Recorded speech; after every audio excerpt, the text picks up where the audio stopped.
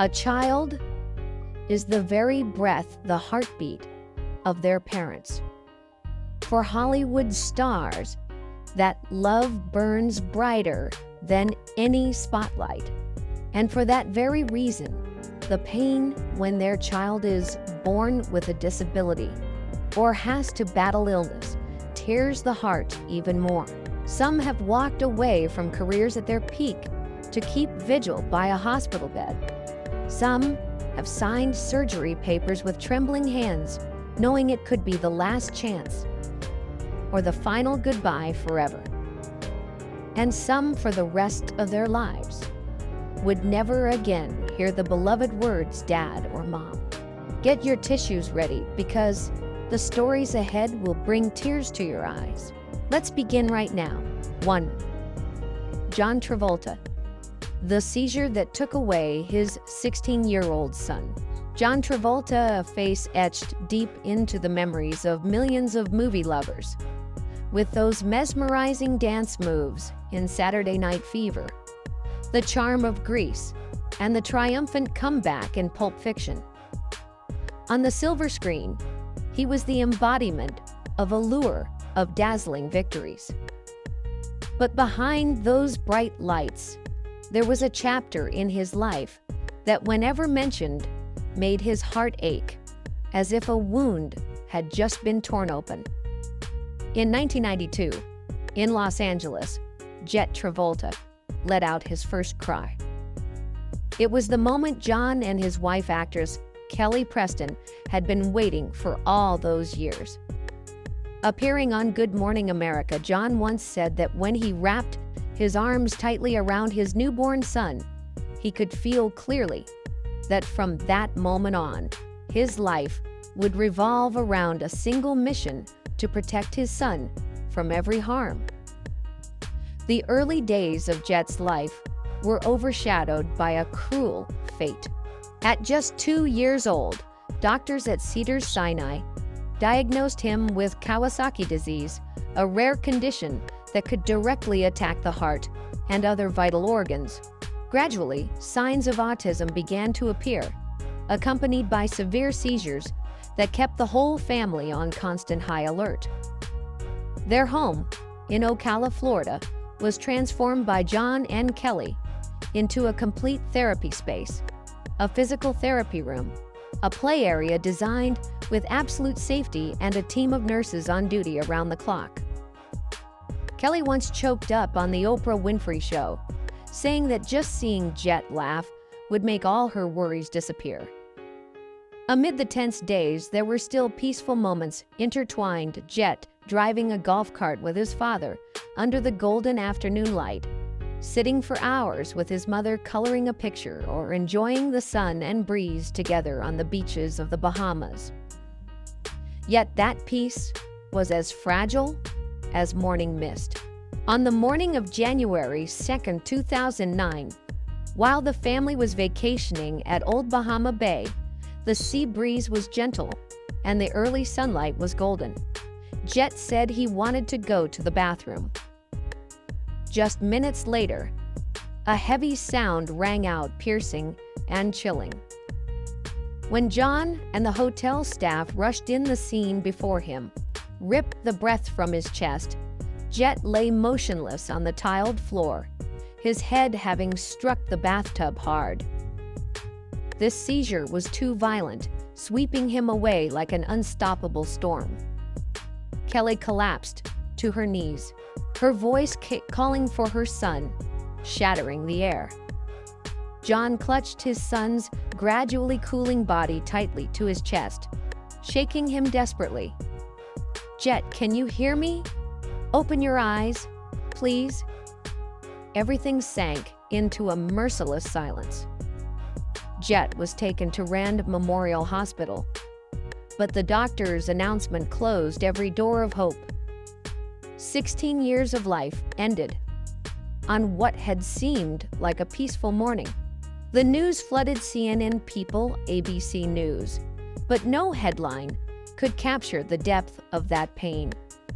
Months later, John and Kelly returned to the public eye.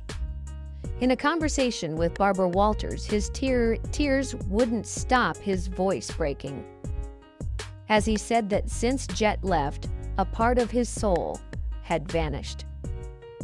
He would trade every award, every role, just to hold his son one more time.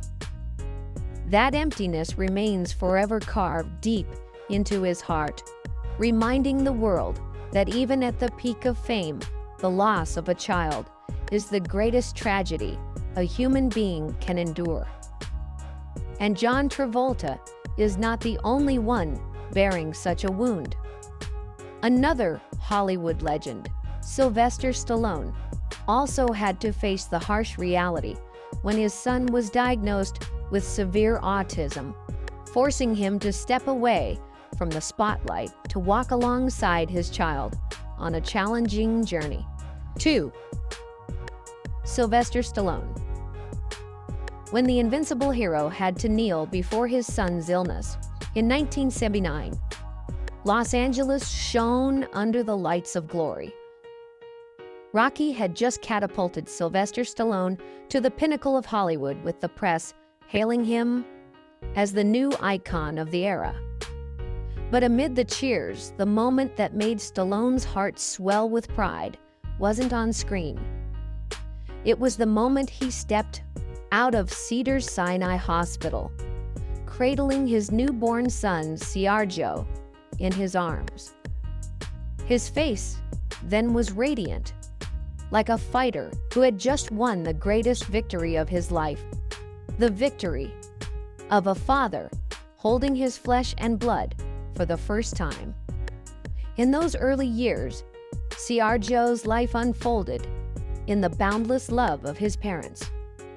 His hair was as soft as silk, his deep eyes a mirror of his father's, his rare smiles as warm as the morning sun.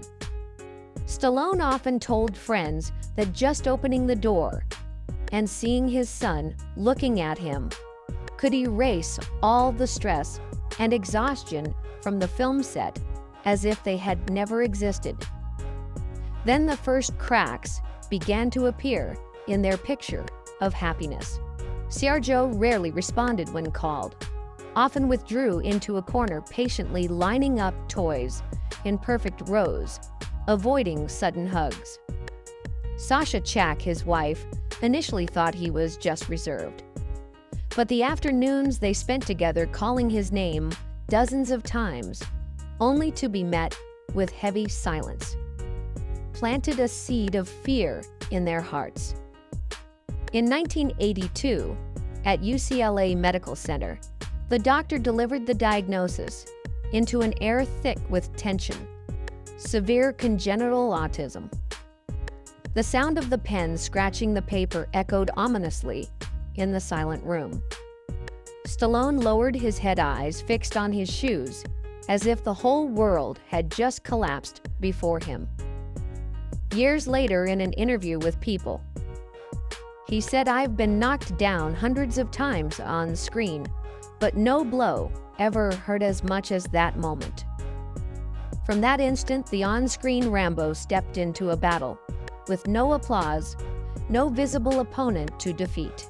He scaled back his filming schedule, pouring all his time, energy, and money into therapy for his son. Every speech exercise, every hour of physical therapy, every new method, no matter how unproven, he embraced them as if each fragile chance was the only lifeline. The smallest progress from Sergio became a priceless treasure. One day, after months of silence, he suddenly called out, "Dad." Stallone burst into tears right there in the therapy room, oblivious to the stares around him. A gentle touch from his son's hand was something he would remember for life. Yet between these moments came quiet stabs of pain.